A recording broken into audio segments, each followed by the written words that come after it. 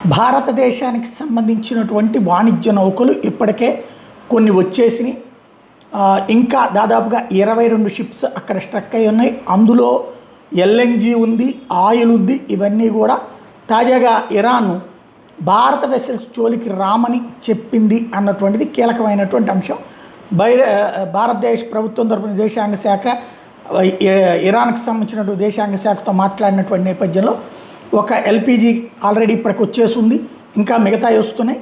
తాజాగా ఇటు ప్రాబ్లం లేదంటున్నారు. Also looks at maritime data is now in fact talking about how Iran seems to be putting together this entire process in which it is going to be allowing approvals for vessels passage along the Strait of Hormuz. Remember, we've been talking about how even the Iranian parliament seems to be deliberating on exactly that, on probably introducing a maritime toll and tax so that only the vessels who go ఇది ప్రస్తుతానికైతే వాటిని అనుమతించడానికి రెడీగా ఉంది, అడ్డు పడబోమని చెప్తోంది అన్నటువంటిది key point.